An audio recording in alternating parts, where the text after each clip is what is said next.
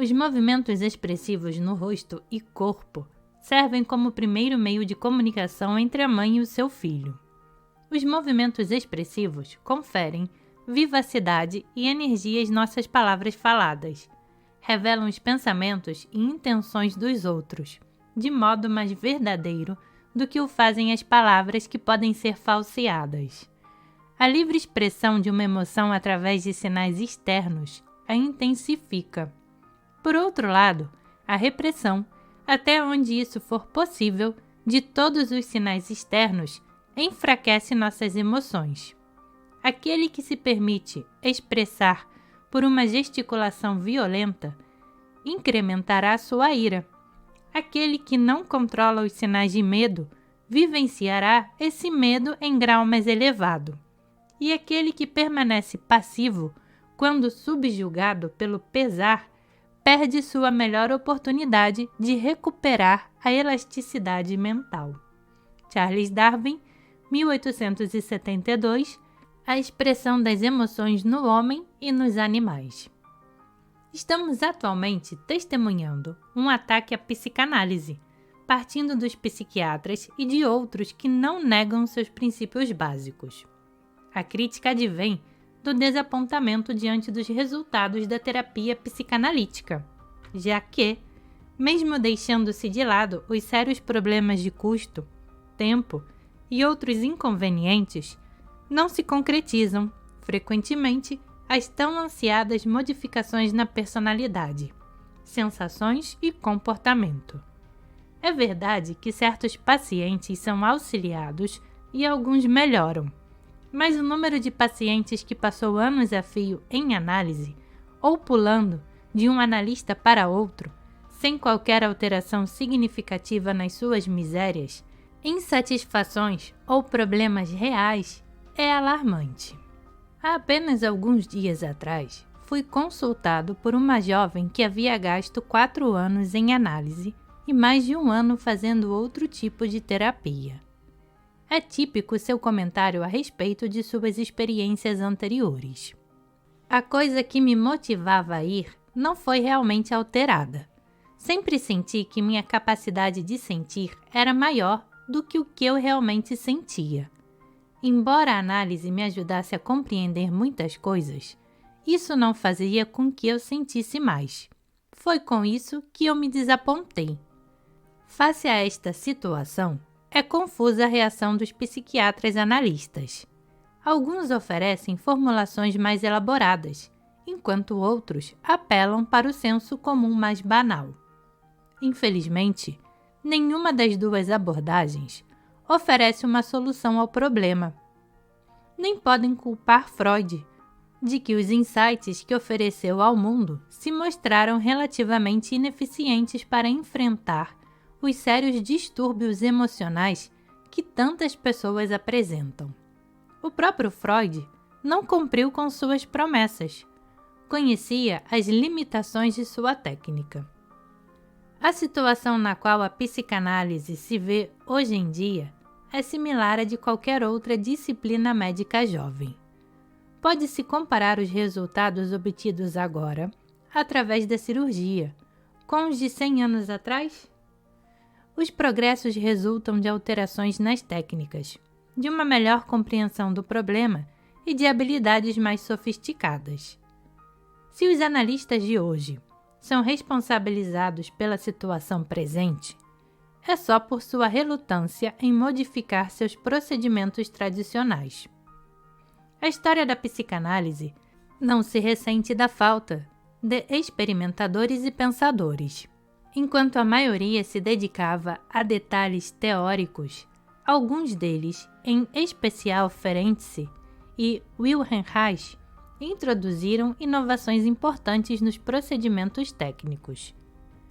A tecnicativa de Ferenczi, ou sua análise desde abaixo, tentavam trabalhar com os problemas de caráter mais difíceis, que mesmo então desafiavam o método psicanalítico. As contribuições de Reich serão mais detalhadamente discutidas no decurso do presente estudo. O problema com que se defronta a psicanálise surge do fato de que o analista lida com sensações corporais e sentimentos corporais em níveis verbal e mental, já que o assunto da análise é o sentimento, bem como o comportamento do indivíduo. Suas ideias, fantasias e sonhos só são explorados na medida em que constituem um modo de compreender e atingir os sentimentos, além de influenciar o comportamento.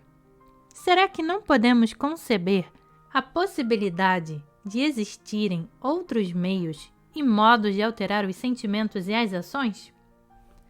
Numa carta a H. French, em 1899, Freud revelou seu constante interesse por esta questão.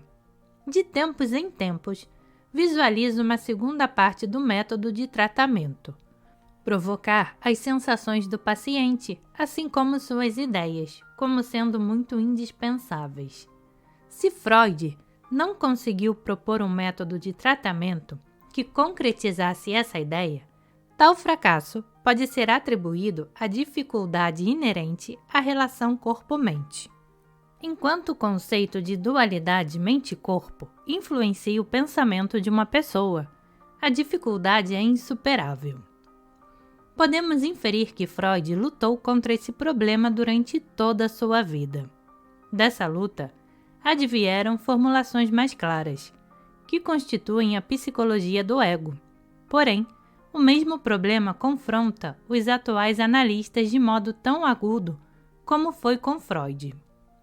Não é minha intenção, neste prefácio, sugerir a resposta a essa imensa interrogação.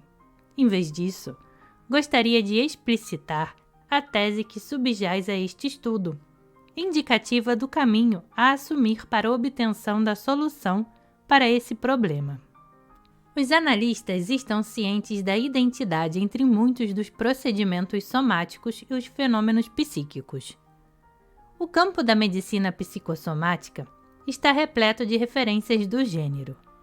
O conceito de que o organismo vivo se expressa mais claramente no movimento do que através das palavras está implícito nessa identidade. Mas não só através dos movimentos, através dos maneirismos, postura, atitude e cada gesto. O organismo está falando uma língua que antecede e transcende sua expressão verbal. Além disso, existe uma boa quantidade de estudos específicos que correlacionam a estrutura corporal e o físico com atitudes emocionais. Estas podem se tornar objeto de estudo da técnica analítica, tanto quanto os sonhos, lapsus linguae e os resultados da associação livre. Se estão relacionados estrutura corporal e temperamento, como pode determiná-lo qualquer um que estude a natureza humana? A questão então é a seguinte: pode-se modificar o caráter de um indivíduo sem uma alteração de sua estrutura corporal, de sua mobilidade funcional? Por outro lado, se pode mudar a estrutura e aprimorar sua mobilidade, não poderíamos efetuar as modificações no temperamento desejadas pelo paciente? Na sua expressão emocional, o indivíduo é uma unidade. Não é a mente que fica zangada, como não é o corpo que agride. É o indivíduo que se expressa a si próprio. Portanto, estudamos como um dado indivíduo que se expressa, qual é o escopo de suas emoções e quais são os seus limites. É o estudo da mobilidade de um organismo, na medida em que a emoção está baseada na habilidade de pôr-se a descoberto. Eis aqui um indício do relativo fracasso da psicanálise. Ajuda comparativamente pouco a compreender por que uma pessoa se comporta de modo como faz. A pessoa que tem medo de mergulhar pode saber muito bem que não vai se machucar. Devemos entender e aprender a vencer o medo do movimento. Se os determinantes da personalidade e do caráter são estruturados fisicamente, não deveria o empreendimento terapêutico ser igualmente orientado fisicamente? O conhecimento não é senão o prelúdio da ação. A fim de se tornar mais efetiva, a terapia analítica deveria prover tanto a compreensão como o movimento à situação transferencial. Os princípios da teoria e técnica que constituem o referencial de trabalho desta nova abordagem compõem o que denominamos análise e terapia bioenergética. Wilhelm Reich foi o primeiro responsável pelo aumento e engrandecimento do escopo da técnica analítica, a fim de incluir a expressão física e a atividade do paciente, não importando quanto se possa discordar do trabalho posterior de Reich. Esse desenvolvimento constitui uma das maiores contribuições à psiquiatria. Meu reconhecimento a Wilhelm Reich, que foi meu professor, vai expresso no amplo referencial às suas ideias, feitas no presente volume. Por outro lado, a terapia bioenergética, independente de Reich e de seus seguidores, além de diferir da teoria e técnica reichianas em muitos aspectos fundamentais, alguns dos quais apresentarei neste livro. Poderá ser interessante apontar as diferenças entre a terapia bioenergética e as técnicas psicológicas tradicionais. Em primeiro lugar, e mais importante de tudo, é unitário o estudo do paciente. O terapeuta bioenergético analisa não apenas o problema psicológico do paciente, como faria qualquer analista, mas também a expressão física do problema, à medida em que é manifesto em sua estrutura corporal e movimento. Em segundo, a técnica envolve uma tentativa sistemática de liberar a tensão física encontrada nos músculos espásticos e cronicamente contraídos. Em terceiro, o relacionamento terapeuta-paciente foi acrescido de uma dimensão não presente na psicanálise, dado que o trabalho é realizado ao nível físico além do verbal. A atividade resultante envolve mais profundamente o analista do que o fazem as técnicas convencionais. E quanto à transferência e contra-transferência numa situação desse tipo? São a ponte através da qual transitam as ideias e sentimentos entre indivíduos. Na terapia bioenergética, o contato físico traz mais agudamente para o centro de atenções tanto a transferência quanto a contra-transferência, o que facilita o lado afetivo do trabalho analítico. Entretanto, existe uma maior habilidade por parte do analista para lidar com as tensões emocionais daí decorrentes. Se está ausente uma tal habilidade, o analista não completou sua própria preparação para a tarefa. É somente com humildade e singeleza que alguém pode ousar encarar face a face os profundos mananciais de sensações que jazem no centro mesmo dos seres humanos.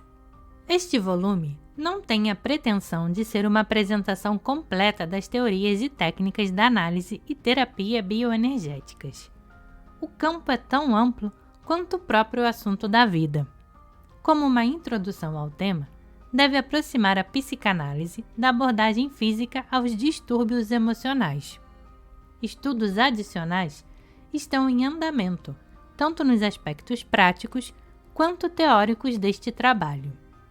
Gostaria de expressar minha gratidão a meu associado, Dr. John C. Pierracos, o SNR, cuja colaboração na formulação das ideias aqui contidas foi inestimável, além do Dr. Joel Shore, por seu paciente e criterioso estudo do manuscrito.